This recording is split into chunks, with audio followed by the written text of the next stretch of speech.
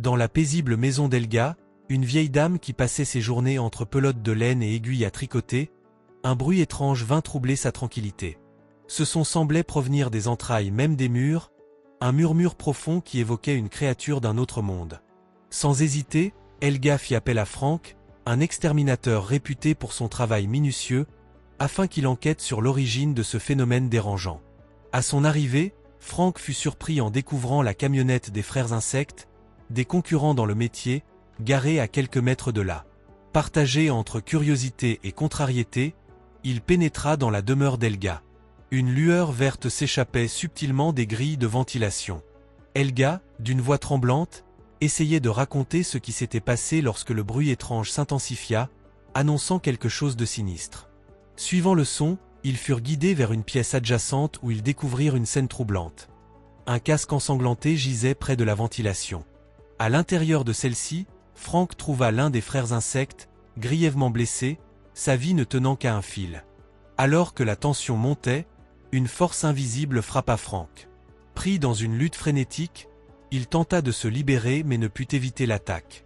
Pendant ce temps, Helga, dont la mémoire défaillait à cause de son âge, restait absorbée par la télévision. Les cris et le chaos autour d'elle semblaient se dissoudre en arrière-plan, comme s'ils n'avaient jamais existé. Pourtant, les bruits inquiétants la poussèrent à chercher de l'aide à nouveau, oubliant complètement la terreur qu'elle venait de vivre. 4 jours avant cette rencontre avec l'inexplicable, Charlotte, une jeune fille courageuse et curieuse, avait exploré l'appartement de sa grand-mère sous un angle inhabituel, la ventilation. Son aventure fut interrompue lorsqu'une araignée surgit alors qu'elle tentait de photographier une vieille poupée. Paniquée, Charlotte captura rapidement l'arachnide dans une boîte d'allumettes avant de fuir en entendant des pas s'approcher. Gunther, un autre résident, remarqua la fenêtre brisée et l'action rapide de Charlotte qui fermait la ventilation. Plus tard, Gunther raconta à Ethan, son beau-père, l'histoire de cette petite fille intrépide qui avait envahi son garde-manger. Avec détermination, Gunther demanda à Ethan de réparer la fenêtre cassée. Pendant ce temps, Charlotte se glissa discrètement dans sa chambre, où elle plaça l'araignée qu'elle avait capturée dans un bocal transparent. Fascinée, elle observa l'insecte frapper sans relâche contre les parois de verre, tentant désespérément de s'échapper. Juste à ce moment, Ethan entra dans la pièce, questionnant Charlotte sur son incursion dans le garde-manger de Gunther. Elle nia fermement toute connaissance de l'affaire. Après son départ, Charlotte reporta son attention sur l'araignée, qu'elle avait baptisée Sting. Alors que sa mère, Ir, l'appela pour lui demander de surveiller son petit frère Liam, âgé de 6 mois, Charlotte s'installa dans le salon pour veiller sur lui. Cependant, sa tranquillité fut rapidement interrompue par l'apparition soudaine d'un cafard, qui s'aventura sur la table. Voyant une opportunité, Charlotte captura l'insecte dans un autre bocal, prévoyant de l'offrir à Sting comme repas. Tandis qu'elle surveillait Liam depuis le bureau, un bruit provenant du bocal attira son attention. L'araignée avait grimpé jusqu'au couvercle et commençait à tisser sa toile, un spectacle de patience et de précision. Ailleurs, Ethan, occupé à aider un voisin avec des réparations, sursauta lorsqu'un cafard atterrit sur son visage. Maria, la voisine, s'approcha pour discuter tout en plaisantant, et ensemble ils commentèrent à quel point les bébés peuvent être exigeants. Mélancolique, Maria se remémora ses propres pertes et exprima à quel point Ethan était chanceux d'avoir ses enfants près de lui. Pendant ce temps, Charlotte, 12 ans, ne pouvait s'empêcher d'admirer la ruse de Sting, son araignée. Dans son petit monde de verre, l'araignée montrait une intelligence et une habileté qui défiaient sa taille, laissant Charlotte émerveillée. Elle avait même appris à Sting à siffler quand elle avait faim, et à son grand étonnement, l'araignée imita le son à la perfection. Enthousiasmée, Charlotte récompensa son animal de compagnie en lui offrant le cafard, et l'observa habilement capturer sa proie dans sa toile. De son côté, Ethan descendit au sous-sol pour jeter les ordures avant de retourner s'occuper de Liam. Pendant ce temps, Eder rendait visite à sa mère, saluant chaleureusement sa tante qui prenait soin d'Helga, avant de l'aider à s'installer dans son lit. À son retour, Eder trouva Charlotte, en pleine activité artistique, partageant un moment chaleureux avec lui. Ir, de son côté, demanda à Charlotte de l'aider à mettre la table pour le dîner, puis remercia Ethan pour les beaux moments qu'il passait avec sa fille. La soirée se déroula entre rires et conversations agréables, tandis que Sting, qui avait considérablement grandi, restait discrète, prouvant qu'elle était une araignée extraordinairement intelligente. À la fin de la journée, Ethan discuta longuement avec Charlotte jusqu'à ce qu'elle s'endorme, puis, épuisé, il alla se coucher à son tour. Pendant la nuit, Sting fit preuve d'une ruse inattendue en ouvrant elle-même le bocal et en se faufilant dans les conduits de ventilation, provoquant une grande frayeur chez le perroquet de Gunther. Le lendemain matin, Charlotte, enthousiaste, tenta de partager avec Ir et Ethan ses nouvelles connaissances sur les araignées. Mais ses efforts restèrent sans réponse, car ses parents étaient absorbés dans une conversation sur leurs engagements. Déçue, elle s'éloigna de la table. Réalisant son oubli, Ethan ressentit un profond remords pour avoir négligé involontairement sa belle-fille à un moment où elle cherchait à se rapprocher. Malgré ses efforts, chaque tentative semblait creuser un fossé entre eux. Ethan se confia à Ir, partageant son inquiétude d'être sous-estimé par Charlotte. Ir le rassura en affirmant que Charlotte l'appréciait beaucoup, mais qu'elle craignait d'être abandonnée, comme son père biologique l'avait fait. La routine quotidienne fut soudainement interrompue par les cris perçants de Gunther. Ethan accourut pour découvrir le perroquet de Gunther mort. Ce dernier soupçonnait la présence de rats, mais Ethan avait une autre théorie. Sous l'insistance de Gunther, ils appelèrent Frank, l'exterminateur, qui, après avoir examiné l'oiseau, conclut que le perroquet avait été attaqué de l'intérieur par un petit prédateur, écartant la piste des rats. Frank, attentif, remarqua une petite tache de sang dans les conduits et décida d'utiliser une bombe fumigène pour explorer davantage. Pendant ce temps, Charlotte, dans sa chambre, regardait une vidéo de chat. Soudain, Sting, de retour dans son bocal, imita un miaulement. Curieuse, Charlotte imita à son tour un sifflement d'oiseau. Charlotte, impressionnée par les capacités d'imitation de Sting, l'araignée, préparait un sac de cafard lorsqu'une boule de naphtaline glissa accidentellement dans le bocal.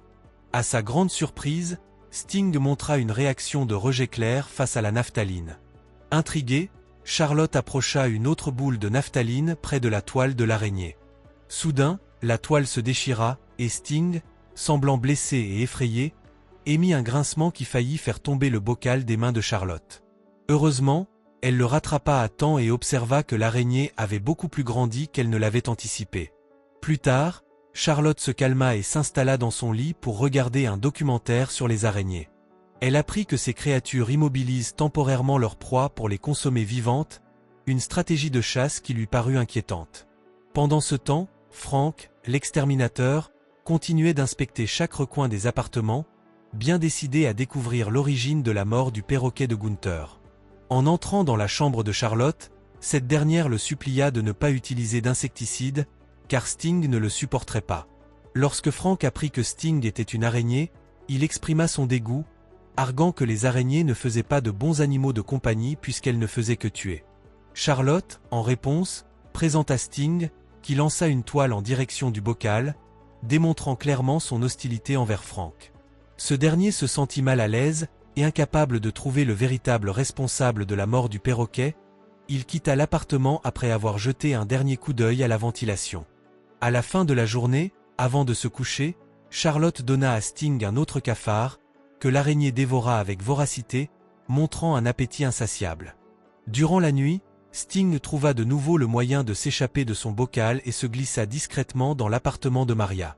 Les aboiements du chien de Maria réveillèrent cette dernière, l'amenant à sortir son chien pour une promenade tout en prenant ses médicaments. Après être revenue, Maria regarda une photo de sa famille avec nostalgie, mais de manière inattendue, Sting surgit derrière l'image et se jeta sur elle, enfonçant ses crocs dans sa joue. Maria, paniquée, recula en titubant et se cogna la tête contre le sol, se blessant.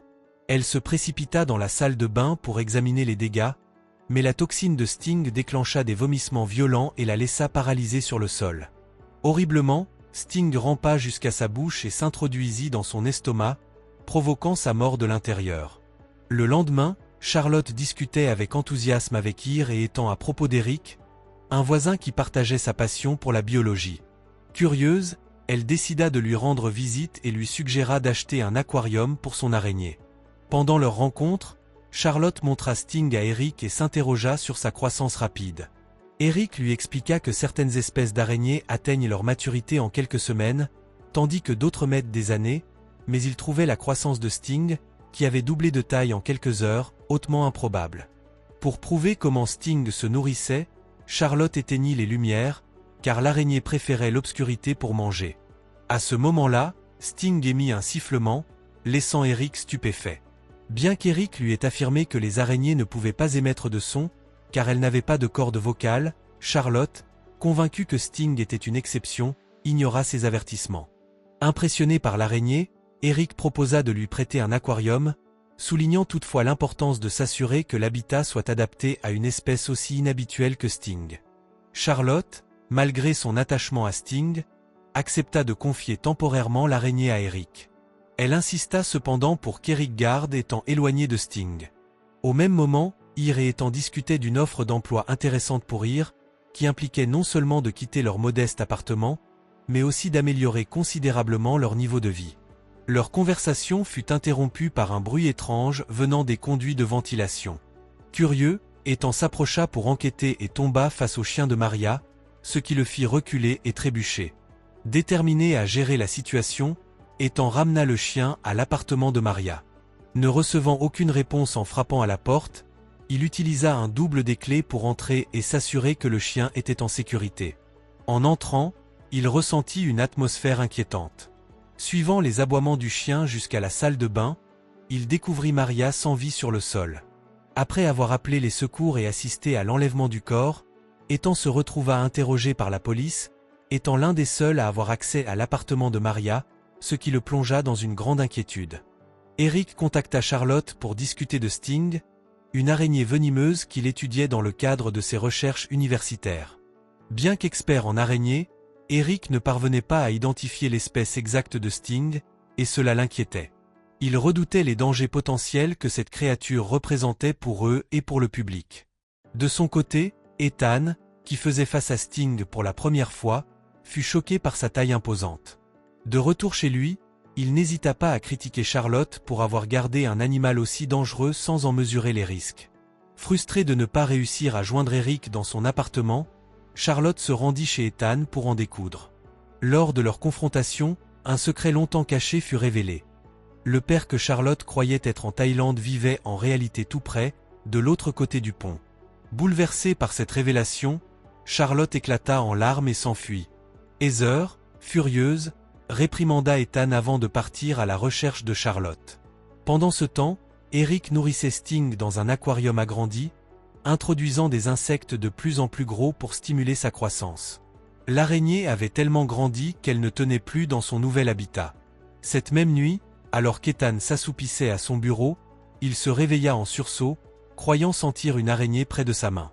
Soulagé de ne trouver qu'un adaptateur, il se rendormit.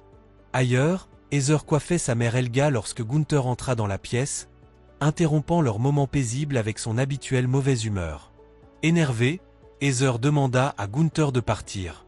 Elle descendit au sous-sol où elle trouva Ethan, déchargeant sa frustration en frappant un radiateur avec une clé anglaise après avoir reçu un refus pour illustrer un livre.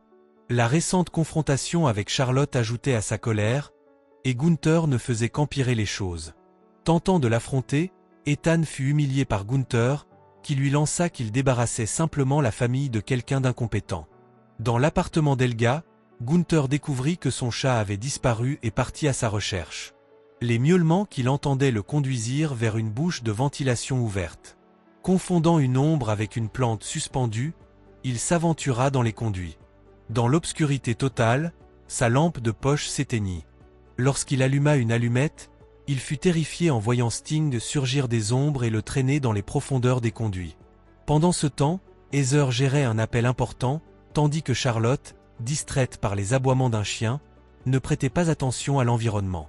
Ethan, agacé par le bruit et des problèmes avec la télévision, reçut une décharge électrique en tentant de la réparer, explosant de colère et détruisant l'appareil. Heather demanda à Charlotte d'emmener Liam dans une autre pièce pour apaiser la situation. Charlotte, avec ses écouteurs, était complètement inconsciente du conflit qui grandissait entre sa mère et son beau-père, et encore moins de la menace que représentait Sting. Sting attaqua Ethan et Heather, les entraînant dans les conduits de ventilation. Charlotte ne se rendit compte qu'il y avait un problème que lorsque le chien aboya avec insistance vers le couloir. Elle découvrit alors le salon en désordre et l'absence d'Heather et d'Ethan. La panique la submergea en réalisant qu'elle était seule et sans moyen de communication.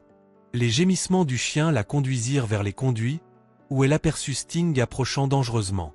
En désespoir de cause, elle bloqua les conduits avec des meubles et s'effondra en larmes, ignorant que Sting avait déjà emporté Liam. Prenant conscience de la disparition de son frère, Charlotte trouva la force de réagir. Elle enfila un pull imprégné de naphtaline, prépara un mélange d'eau et de boules de naphtaline, et s'arma d'un pistolet à eau rempli de ce mélange. Elle s'aventura dans les conduits pour rejoindre l'appartement d'Eric, où elle le trouva blessé et pris dans une toile d'araignée suspendue au plafond. Elle continua ensuite vers l'appartement de sa grand-mère, Helga, qu'elle trouva saine et sauve. Helga, ayant confondu Sting avec un chien, l'avait fait fuir sans le vouloir. Soulagée, Charlotte exhorta sa grand-mère à chercher de l'aide. Trempée dans le mélange de naphtaline, Charlotte suivit les cris d'Ethan, qu'elle retrouva coincé dans un vide-ordures, pris au piège dans des toiles d'araignée. Elle versa sur lui l'eau de naphtaline, dissolvant les fils et le libérant. Ethan s'accrocha aux ouvertures pour ne pas glisser, mais Sting, en embuscade, les attaqua, les précipitant tous les deux dans la benne à ordures du sous-sol. Tandis que Sting s'approchait prudemment, Ethan se précipita pour protéger Charlotte, aspergeant l'araignée avec le reste d'eau de naphtaline. Charlotte, en larmes, se reprochait d'avoir nourri cette créature, tandis qu'Ethan tentait de la calmer. À ce moment-là, Frank, alerté par Helga, se précipita dans la chute à ordures. Piégé à son tour, il demanda les clés à Ethan, mais ce dernier ne les avait pas. Dans un acte désespéré, Frank s'aspergea avec la dernière bouteille de naphtaline. Cependant, lorsqu'il frappa accidentellement le système de sprinkler, l'eau rinça la naphtaline de ses vêtements. Sting en profita pour capturer Frank avec sa toile et l'achever. Cherchant refuge, Charlotte et Ethan entrèrent dans le compacteur de déchets, où ils trouvèrent Heather et Liam, pris dans des toiles d'araignée. Utilisant les dernières réserves d'eau de naphtaline, Ethan libéra Heather et tous se fondirent dans une étreinte. Alors que Sting s'approchait, Ethan tenta de refermer la porte du compacteur, mais ils réalisèrent que le câble était débranché. Charlotte bloqua l'entrée tandis qu'Ethan essayait de reconnecter le câble, mais il reçut une décharge électrique qui le laissa inconscient. Charlotte, déterminée, activa le mécanisme, et ils observèrent la porte écraser Sting. Tenant Liam dans ses bras, Charlotte regardait Heather pratiquer une réanimation sur Ethan. Après avoir compté jusqu'à 3, Ethan reprit enfin son souffle. La famille se retrouva unie à nouveau, mais en arrière-plan, un œuf de Sting commençait à éclore, présageant de nouveaux dangers à venir.